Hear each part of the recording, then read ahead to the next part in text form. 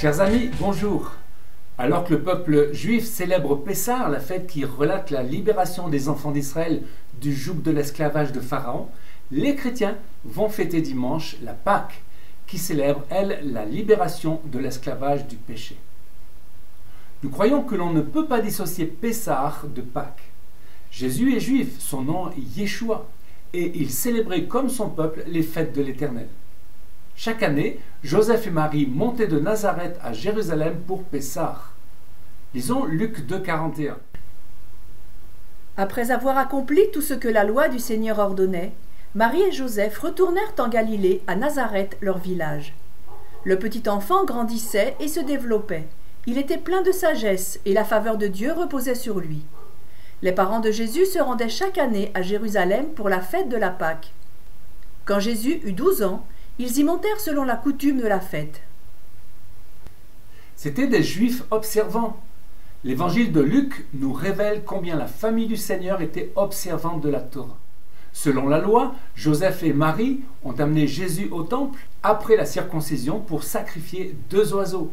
Selon la loi du Seigneur, tout mâle premier-né sera consacré à Dieu.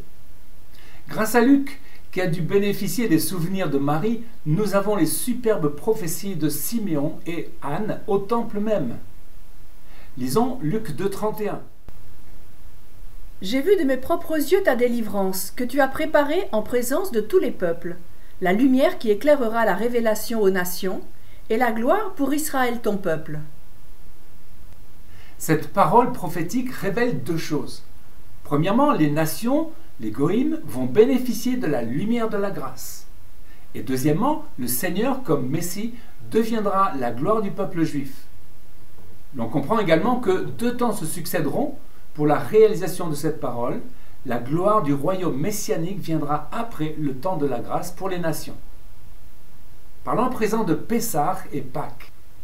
Il est intéressant de voir que la passion, l'œuvre de la croix, est calquée sur Pessah en tant que délivrance et avec un timing qui respecte le calendrier biblique. Exode 12, 13. Le sang vous servira de signe sur les maisons où vous serez. Je verrai le sang et je passerai par-dessus vous, et il n'y aura point de plaie qui vous détruise quand je frapperai le pays d'Égypte. Vous conserverez le souvenir de ce jour, et vous le célébrerez par une fête en l'honneur de l'Éternel. Vous le célébrerez comme une loi perpétuelle pour vos descendants. Plus de 3000 ans plus tard, le peuple juif célèbre encore cette fête de l'Éternel dans l'obéissance à la Torah. Notons, selon Lévitique 23, que Pessah se déroule en 3 parties. D'abord, le 14 Nissan, la Pâque à l'Éternel. On recouvrait les linteaux des maisons du sang, le sang d'un agneau immolé, que l'on mangeait ensuite en famille. Deuxièmement, du 15 au 21 Nissan, la fête des pains sans levain. Dans la période de Pessah, c'est l'occasion d'un nettoyage en règle pour faire disparaître toute trace de levain dans les maisons. Enfin, à la fin de la semaine de Pessah, la fête des prémices. À l'époque du temple, on offrait la première gerbe d'orge qu'on avait moissonnée. Ces 3 fêtes évoquent la rédemption, la sanctification et la résurrection. À la croix, Christ est notre Pâque, comme agneau immolé.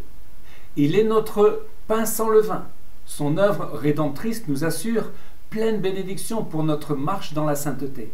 Enfin, la fête des prémices illustre la résurrection de Christ, puis lors de son avènement, la résurrection de ceux qui lui appartiennent. Parlons à présent de la semaine de la Passion. Jésus a accompli parfaitement Pessah en tant qu'agneau de Dieu.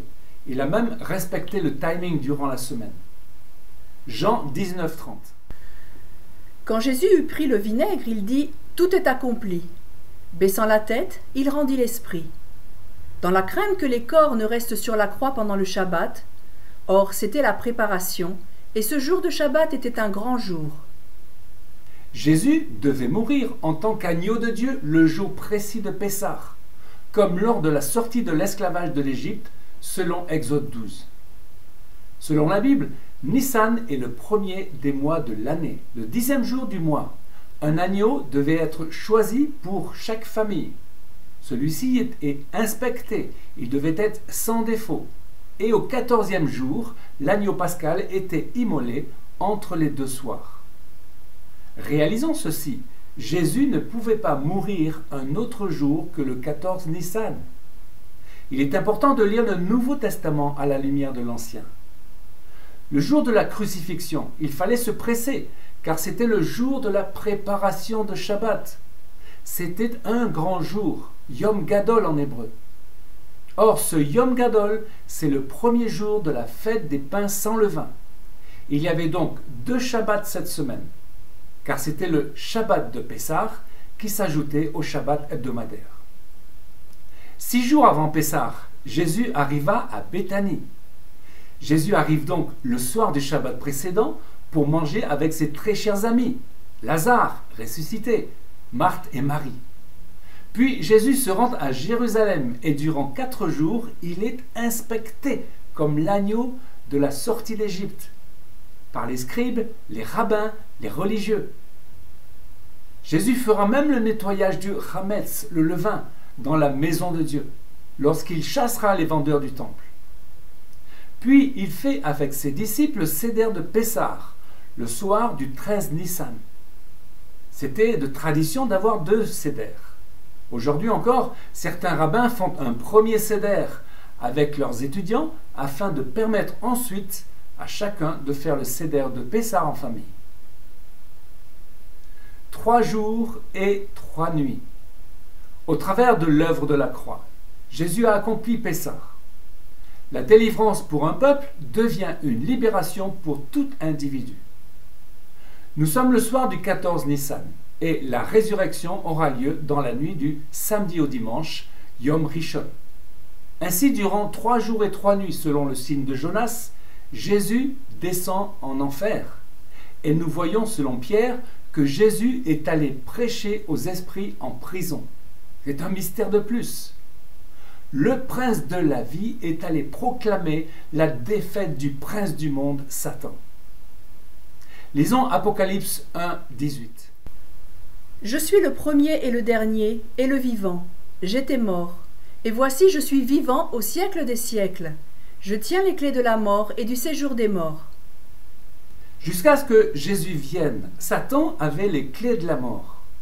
La Bible nous fait savoir que toute leur vie, les hommes et les femmes étaient soumis à l'esclavage à cause de la puissance du péché et de la mort. Mais Jésus y a mis un terme par sa victoire. Je tiens les clés de la mort et du séjour des morts. Il a anéanti celui qui possédait la puissance de la mort. Apocalypse 12, 9.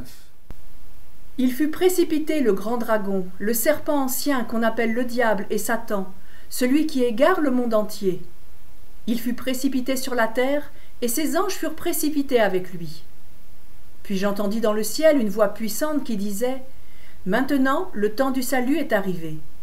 Maintenant, notre Dieu a manifesté sa puissance et instauré son règne. Maintenant, son Messie a pris l'autorité en main. » Les amis, célébrons Pâques avec joie. La mort a été vaincue. Réjouissons-nous pour ce temps de fête ensemble avec le peuple juif qui célèbre Pessah. Chers amis, à une prochaine fois pour une nouvelle vidéo en direct de Jérusalem.